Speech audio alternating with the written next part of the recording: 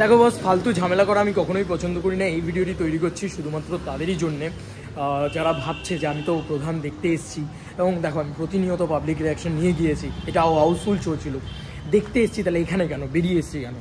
দেখো আমি ঝামেলা করা পছন্দ করি না, আর প্রধান দেখতে এসে একটা রাজনৈতিক ছবি দেখতে এসে এরকম একটা জিনিস ঘটেছে।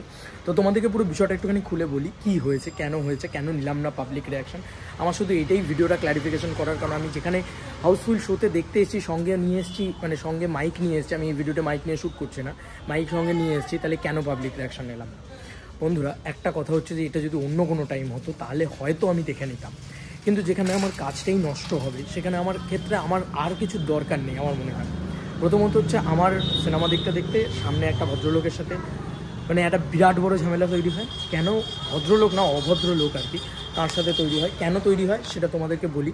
বিষয়টা হচ্ছে যে উনি বারবার বলছেন যে ওনার সিটে নাকি আমার পা লাগছে, অথচ এতটা গ্যাপ আমার সিটের থেকে আমার সিটে।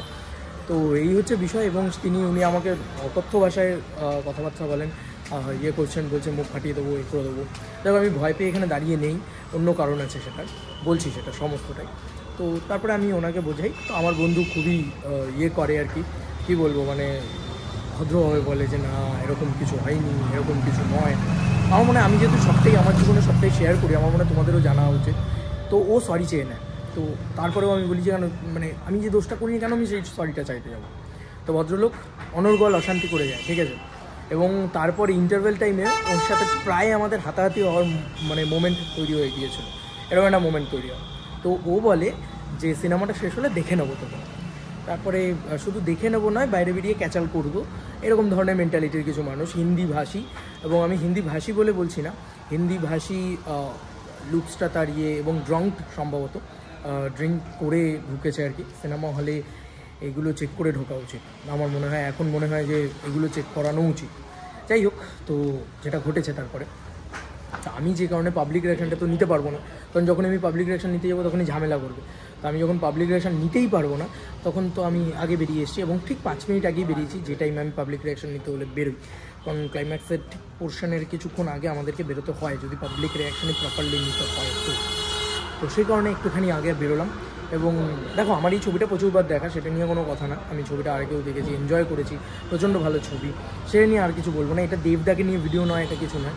আমি কেন নিতে পারলাম না পাবলিক রিয়াকশানটা, এত ক্রেজি, এত আমি তোমাদেরকে দেখালাম, এত হাউসফুল, মানে বিশ্বাস করবে না একটা সিটও ফাঁকা নেই, প্রত্যেকটা সিট ইনট্যাক্ট, ঠিক আছে। সেই পাবলিক রিয়াকশান মিস করে যাওয়া আমার খুব কষ্ট লাগলো, আক্ষেপ লাগলো। দেখো আমি পাবলিক রিয়াকশান নেবো, সেখানে ক্যাচাল হবে, ঝামেলা হবে, হয়তো দেখালে আমি বেশি ভিউজ পাবো, কিন্তু আমি দেবদার নাম খারাপ করতে চাই না। পরিষ্কার কথা, মানুষটাকে তো চূড়ান্ত ভালোবাসি, তো সেই জায়গা থেকে দাঁড়িয়ে মানুষটার নাম খারাপ আমি করতে চাই না। মানুষটার যে কোনো তার ছবিটা নিয়ে কোনো নেগেটিভিটি হোক, সেই পাবলিক রিয়াকশানটা, দেখো আমার এই বক্তব্যটা বেশি মানুষের কাছে পৌঁছবে না, কিন্তু ওই পাবলিক রিয়াকশানের ঝামেলা সেটা তো বেশি মানুষের কাছে পৌঁছতো, সেটা তো নিয়ে একটা নেগেটিভিটি হতো, আলটিমেটলি ছবিটার নেগেটিভিটি হতো।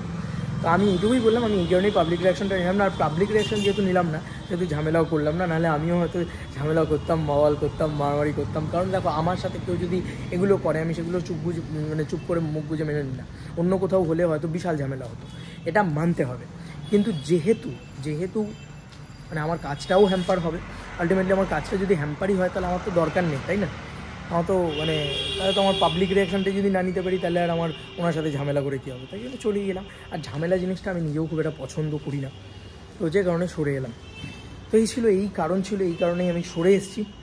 তো তোমাদের পুরো বিষয়টা নিয়ে কার কী মতামত জানিও, কারণ এত রাত্রিবেলা ভালো লাগছে না ঝামেলা করতে। আর আমি কাল থেকে শর্ট পাবলিক রিয়াকশান নেব, এবং সরি আজকে পাবলিক রিয়াকশান নিতে পারলাম না, হাত জোর করে ক্ষমা চেয়ে নিচ্ছি, এক হাতে মোবাইল রয়েছে, তাই হাত জোর করে ক্ষমা চেয়ে নিচ্ছি ভাই, সরি আজকে পাবলিক রিয়াকশানটা নিতে পারলাম না। এইসব কিছু মানে ফালতু মানুষজনেদের জন্য নিতে পারলাম না, সরি। এবং প্লিজ মানে ক্ষমা করো আমাকে, মানে তোমাদের কাছ থেকে ক্ষমা চেয়ে নেওয়া, সরি দেবদা, তোমার কাছ থেকেও ক্ষমা চেয়ে নেওয়া। এবং আমি শুধু দেবদার ক্ষতি যাতে না হয়, ছবিটার যাতে ফালতু একটা পাবলিসিটি, বেকার মানে নেগেটিভ একটা ইম্প্যাক্ট না পড়ে, সে কারণেই কিন্তু বেরিয়ে এলাম আরও বেশি করে, নাহলে হয়তো ঝামেলা দেখালে আরও বেশি ভিউজ পেতাম। তো এই হচ্ছে বিষয়, এইটুকুই বক্তব্য। তোমাদের আর কি মতামত জানিও কমেন্ট সেকশন। চলো বন্ধুরা, নতুন কোনো ভিডিওতে দেখা হবে।